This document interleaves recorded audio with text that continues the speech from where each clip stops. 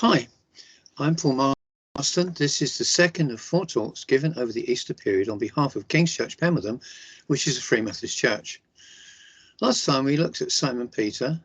This session is about Caiaphas, next week about Pilate, and the final week about how the resurrection accounts fit together. So tonight then is about Joseph ben Caiaphas, who seems pretty generally simply to be called Caiaphas. I'll see if I can put up the PowerPoint screen, hopefully. Some of the background. In first century Israel, worship was centered on the temple in Jerusalem. It was a place of worship and prayer, and here people had to come to offer sacrifices to the true God. But people today do not always realize what a massive and impressive institution it was. The sacrifices had to be done by priests, and it all centered on the temple. There were many kinds of sacrifice, sin offerings, trespass offerings, etc. And there were huge numbers. One estimate was over 1 million in one day.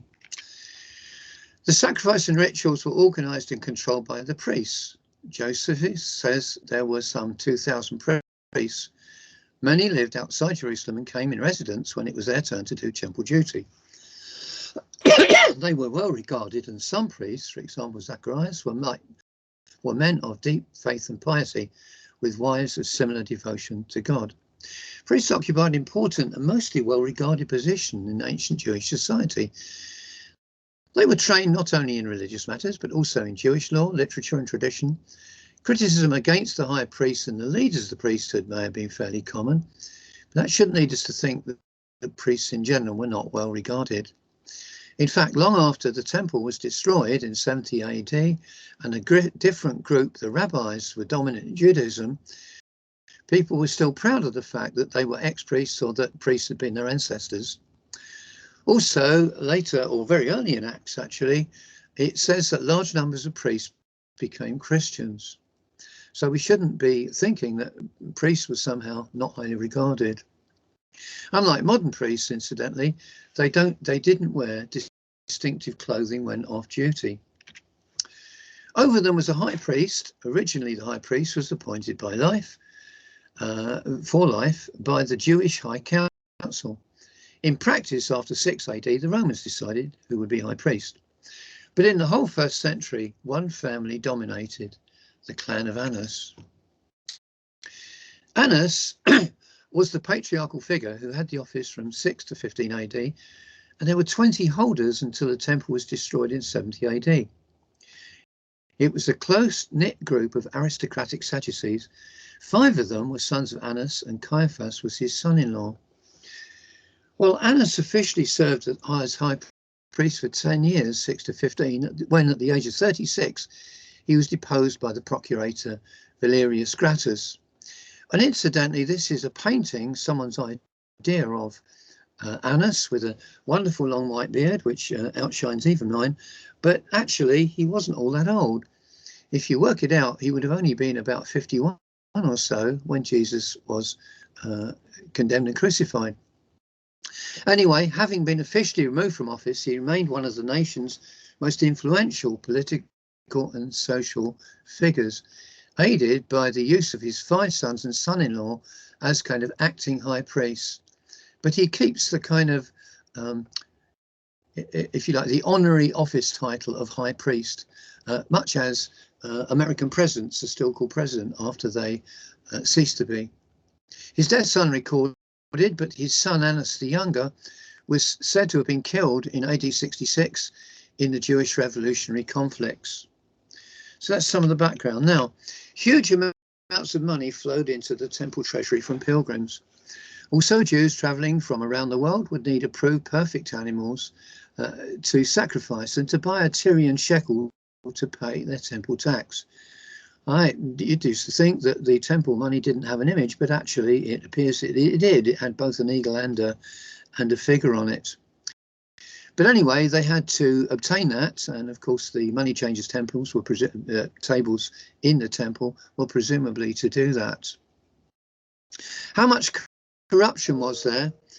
The problem is that we only have accounts from the New Testament, from the Jewish historian Josephus, and the Jewish Talmud, written much later by rabbis who had no sympathy with the Sadducees. 3 years before the destruction of the temple in 70 AD, there was popular indignation about the bazaars of the sons of Annas. This was meaning, presumably, the markets that they had in and around the temple. Josephus describes the son of Annas, then high priest, as a great hoarder of money. Later, the rabbis accused the Annas group of whispering, influencing judges. Was Caiaphas himself particularly money-grabbing? Well, we don't really know. Certainly they were wealthy, and the high priest had great status, even if not always popular. Okay. The priestly hierarchy were Sadducees. They believed in the Jewish laws, but not the prophets, nor in a resurrection after death. So their priority was to keep the temple and its sacrifices safe, avoiding any riot or insurrection. This meant keeping on good terms with the Roman governor. Caiaphas had a good relationship with Pilate because they both wanted to keep things quiet and avoid riots and insurrection. Caiaphas actually had longer in post than any other high priest in the 1st century. So this shows he was good at it. He was removed from office just shortly after Pilate himself was replaced. What was the character of Caiaphas? Well, we don't really know much about it. There's no reason to suppose that he was particularly cruel or vicious, nor particularly avaricious. The Sadducees and Pharisees had some very divergent views, but Jesus said to beware of teaching of both groups. Pharisees and Zealots hated his teaching, like paying taxes and going an extra mile with a Roman soldier. And Jesus called them play actors with their legalism and traditions which undermine God's priorities of love for God and others. He clashed with Sadducees over the resurrection and the loss of proper focus in the temple as what it was meant to be, which is a house of prayer. Now, shortly before his arrest, Jesus had overturned the money tables in the temple, proclaiming that the intended house of prayer for all nations had been turned into a den of robbers. Caiaphas would certainly have been made aware of this, but it was more an act against the Jewish elite than likely to bring down the wrath of Rome. Maybe just a kind of one-off gesture, so no real threat to their position, so just ignore it. But then, even closer to his arrest, Jesus had raised Lazarus from the dead. Now the Jewish High Council, the Sanhedrin, met, and somebody said, if we let him go on like this, everyone will believe in him, and then the Romans will come and take away both our temple and our nation. This was a real possibility. Earlier in his ministry, a group of people had wanted to make him king. At the time he'd refused, but who knows, maybe he would change his mind. Then it says one of them, named Caiaphas, who was high priest that year, spoke up. You know nothing at all. You do not realize it's better for you that one man die for the people than that the whole nation perish. What was Caiaphas' motive? Well, we do need to remember how awesome was the temple and all its ordinances, organized and run by thousands of priests. The Passover time when Jews came from all over the world to Jerusalem, swelling its population to a large number, some say over 2 million. Jerusalem, the holy city, was at the heart and center of Judaism. The magnificent temple was the sign of the true and only God's gracious presence on earth. But if some figure claiming to be a Messiah stirred up revolt, then the Romans would destroy the lot. This was a very real danger. In fact, in AD 66, a revolt against Rome started in Caesarea, fueled by a heavy-handed reaction by the then procurator. For a brief 3-year period, the Jews ruled over both their temple and their nation. In the end, the revolt was crushed, the temple and city were indeed destroyed, and as many as 1 million Jews were killed and many enslaved. So how much was Caiaphas wanting to preserve the temple in Israel because of personal piety and devotion to God's holy city and temple, and how much to preserve his own privileged position? We'll never know, and in any case, most of us cannot be sure about the mixture of our own motives. Does a missionary want to succeed for the sake of the kingdom, or because they're the missionary and they are trying to help people to become Christians? If I have a book published, or when I've had books published, I obviously want people to read them because I believe that what is in them is truth. But there is also, obviously, a feeling that, given that I've written it, it would be nice if somebody actually read it. So are the motives completely pure? Who knows? But I feel that 1 John 3:20 tells us not to agonize over such sort of internalizing, introspective, heart-searching. And John says, by this we will know that we are from the truth, and it will reassure our hearts before him whenever our hearts condemn us. For God is greater than our hearts, and he knows everything. So God knows what exactly the mixture of motives was in Caiaphas' heart. However, what we do know is that John adds, he did not say this on his own, but as high priest that year, he prophesied Jesus would die for the Jewish nation. Not only for that nation, but for the scattered children of God, to bring them together and make them one. Incidentally, some people rather foolishly said that John's mixed up because he said he was the high priest that year. Well, John knew perfectly well that they didn't re-elect the high priest every year. But given that 20 different high priests ruled between AD 6 and AD 70, it doesn't seem unreasonable to say that that year Caiaphas was high priest. Anyway, the point was that this was prophetic, and it was saying that Jesus would die not just for the Jews, but for the scattered children of God. Jesus spoke of sheep of other folds who would be brought together. And I do believe that there were people in other nations than the Jews who had a genuine faith in God, not terribly well informed, but a faith that God would somehow show them mercy and that Jesus would gather these. So this John regards as a prophetic word given by the high priest. Okay, so moving on, Mark 14 tells us this. Now the Passover and the Feast of Unleavened Bread were 2 days away, and the chief priests and scribes were looking for a covert way to arrest Jesus and kill him. But not during the feast, they said, or there may be a riot among the people. The chief priests and lawyers are really an unusual combination, but here they agree. Presumably it's an extension of the earlier Sanhedrin view that something needed to be done about Jesus. Jesus needs to be eliminated, but during the Passover, with maybe some 2 million Jews of all kinds in and around Jerusalem, the crowds were volatile, unpredictable. They'd come from all over the diaspora in the known world. They were volatile, unpredictable, and arresting a popular figure openly could well be very dangerous. Now, it's an interesting question. Did the Sanhedrin have the right to execute people? Some suggest not, but this didn't seem to bother them shortly after, when High Priest Caiaphas held a Sanhedrin trial and had Stephen executed by stoning, with the 2 witnesses, as prescribed by law, casting the first stone. These witnesses laid their garments at the feet of one Saul of Tarsus. Now later in Acts 26:10, Saul, now called Paul, says, I not only shut up many of the saints in prison by authority from the chief priests, but when they were put to death, I cast my vote against them. Now this, of course, is in a time when Caiaphas was still high priest before Paul's conversion. Paul, it seems, was actually on the Sanhedrin. Now, that may be unsurprising because as a rising protege of the very great Rabbi Gamaliel and an absolutely devoted Pharisee and a son of a Pharisee, obviously he was a rising star. It seems that he wasn't around when Jesus was condemned, otherwise surely he would have said something, but maybe he'd been back in Tarsus and he came back shortly afterwards, maybe even because he'd heard about the goings on and was one of those that's mentioned in Acts as disputing against Stephen before in the end they gave up and just killed him. Anyway, he says that he voted for executions. Now, how could he have voted for executions if the Sanhedrin didn't have the power to execute anybody? Doesn't make sense to me. So I believe that the Sanhedrin could vote to execute Jesus, but it was not prudent to arrange him during the Passover period, so they're going to bide their time. However, a day or so later, Caiaphas received a surprise visit from one of Jesus' close followers. Judas Iscariot told him, firstly, that Jesus was expecting arrest and would not resist.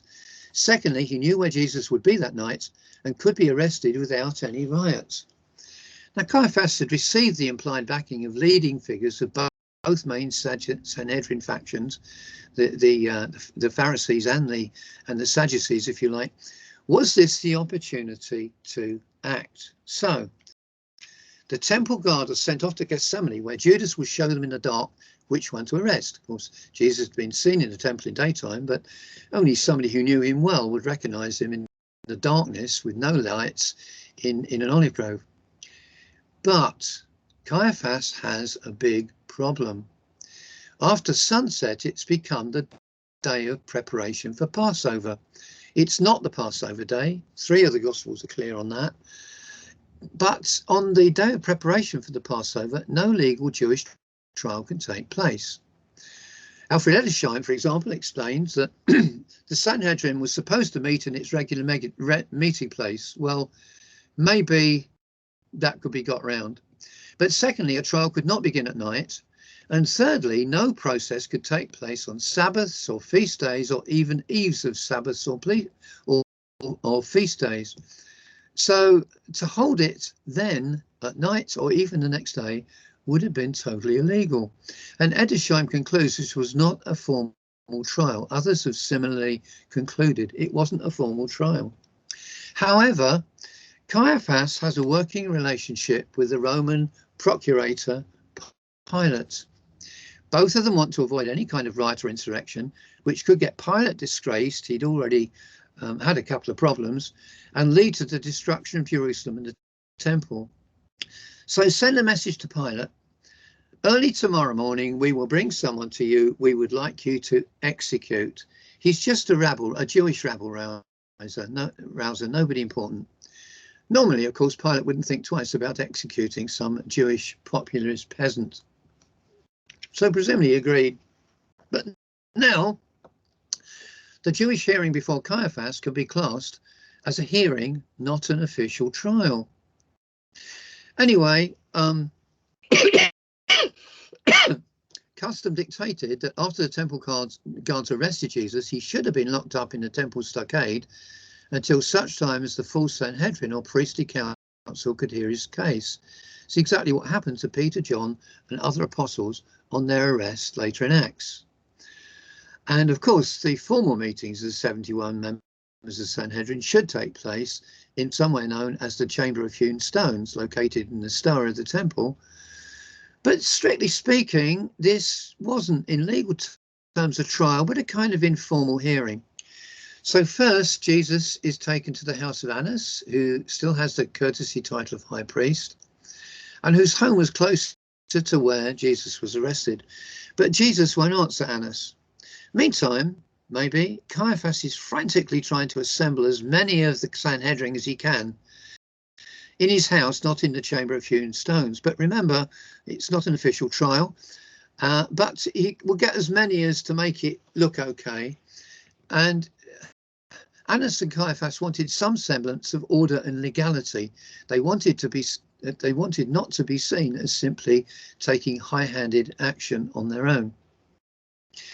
So then Jesus, after this, is sent to Caiaphas, and Luke explains how the whole Sanhedrin assembled under Caiaphas. They were desperately trying to get witnesses to convict him of something. We can think of modern scenes where those in authority are desperate to find some kind of charge to convict and remove a popular figure. Aung San Suu Kyi, for example, in Myanmar, desperately trying to find a charge. They eventually came up with the heinous crime that she'd had an unauthorized walkie-talkie. And then there's Navalny in Russia. I understand it was accused of violating his bail sort of terms. Well, of course, it was difficult for him not to, given that he'd been poisoned with Novichok. But, you know, they're frantically looking for something to convict them of, and you might be able to think of others. Anyway, at last, after all the witnesses not being able to agree, 2 came forward and said Jesus had claimed to be able to destroy the temple of God and rebuild it in 3 days. A kind of garbled version of what he'd actually said, as you may remember. So the high priest stood up and said, "Have you no answer? What is it they testify against you?" But Jesus remained silent. Well, actually, of course, in his frustration, Caiaphas breaks the Jewish law, which says that a person cannot be asked to incriminate himself. There has to be witnesses. Jesus had the right to remain silent, like Americans today can take the Fifth Amendment. Only after the witnesses have made a proper case can the accused be asked, are these things so? As Caiaphas later asked Stephen at his trial. But the witnesses are all over the place here, and it hasn't really been shown to have a good case. So Caiaphas decides to ask a direct question, but Mark 14:61 makes it clear that actually he makes a statement with an implied question. Much as there's a big difference between saying, you think that Donald Trump was a good president, or saying, you think that Donald Trump was a good president? If you say it like that, the tone of voice implies it's a question, even though it appears to be a statement.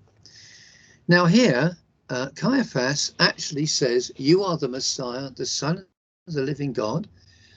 And the statement itself is one that he makes. Now, he adjured Jesus to answer, so he couldn't refuse. But nevertheless, we have to note that it is a statement. And this is exactly the confession of Peter in Matthew 16:13. Jesus said, who do you say that I am? And Peter said, you are the Messiah, the Son of the living God. It was on the rock of this fact, not on Peter, but on who Jesus was, that Jesus said he would build his church. So earlier, Caiaphas had said it was good that one man should die for the people. Now, as high priest, he unknowingly proclaimed exactly who Jesus really was, the Messiah, the Son of the living God. Adjured, albeit illegally, as I understand it, in God's name to reply, Jesus says, you said it. That means yes. And Jesus adds a bit about coming in power. Blasphemy, no need for witnesses, says Caiaphas. But of course, they should have had witnesses. And blasphemy was no crime to the Romans. And the council was supposed to be establishing some crime to get the Roman governor to execute him. So Caiaphas has seemingly illegally obtained a confession. But the problem is that the hearing convicts Jesus of blasphemy. This is not a crime in Pilate's eyes. But the Jews couldn't legally hold a court and execute him on the day of preparation. So, as I've already said, I think they could have executed him, but not then. And they could hardly delay. That would give time for a revolt to build up. What was it? Was Caiaphas really bothered about blasphemy? Hard to say. I don't know. But anyway, now they have no choice but to follow through the plan and send Jesus off to Pilate for him to execute Jesus as arranged. So still early that morning, they take Jesus off to Pilate. Pilate would examine Jesus in the praetorium. They couldn't go in because, as I've already said, it was a day of preparation.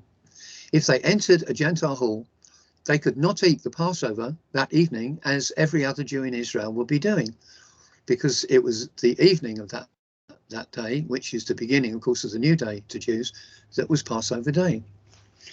Anyway, they get there, and as we'll see in the story of Pilate, the agents of Caiaphas do not expect him to ask, what is the charge?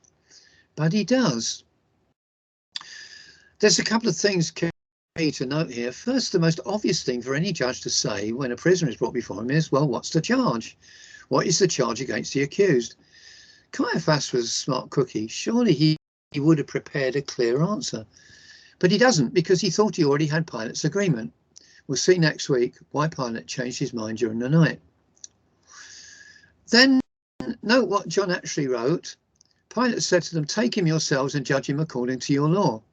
And the Jews replied, we are not permitted to put anyone to death.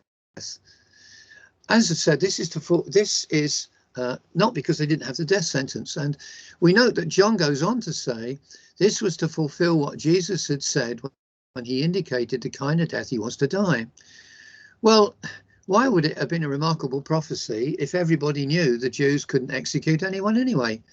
Of course, if he wasn't going to be stoned, the normal method of execution for non-Romans by the Romans was crucifixion.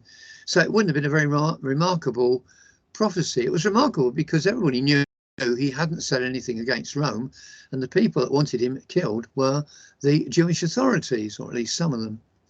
So that's what makes it remarkable. Incidentally, later Jewish sources seem to indicate that they thought Jesus was the sorcerer, and for 40 days witnesses were sought, and then he was stoned and then hung. But the Jews didn't hung people they'd stoned.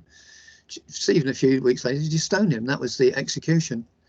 So this kind of garbled version seems to be accepting that he really should have been stoned, but actually he was hung. In any event, the answers that they have to the question, what's the charge, are all over the place. And to just say we wouldn't have brought him unless he was guilty is not very convincing, is it? So that's when Pilate says, well, you judge and execute him. If you think he's guilty, you do it. But they can't, because it's their day of preparation. Finally, they hit on something. I'm summarising a bit. We'll look at it in more detail next week. But they say he claimed to be a king. They also say he's told not to pay taxes, but actually he didn't. But anyway, they say he claimed to be a king. So Pilate thinks, well, I've got to question him about this. So he questions him and realises he is no revolutionary against Rome. But in the end, after various attempts to shift responsibility, he's frightened of the mob, of riot, of bad reports back to Rome, so he orders the execution. Now, at that point, I've left the Caiaphas involvement with the trial and moved to the next time that we meet Caiaphas is at the trial of Stephen. And as I've said, although he's not named, he is the high priest over that trial where Stephen's condemned to death. And then in Acts 8, we meet Caiaphas for a last time in the Bible. Peter and John have healed a man 40 years old and lame from birth.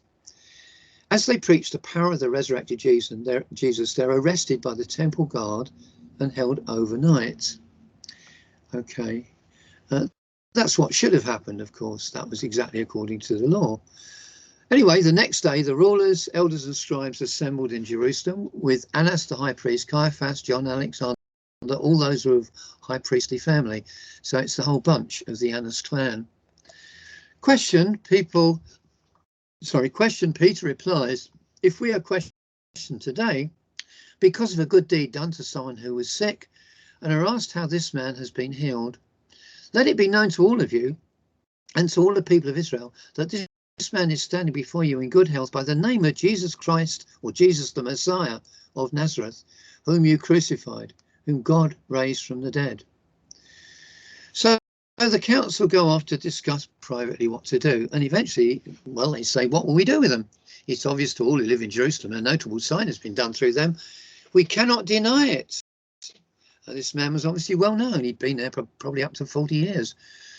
But to keep it from spreading further among the people, let's warn them to speak no more to anyone in this name. Well, so ordered, Peter just replies that they must obey God, not men. They cannot conceal what they've seen, even if ordered to by the Sanhedrin and the high priest. Okay, so what are we to make of Caiaphas? In Jesus' trial,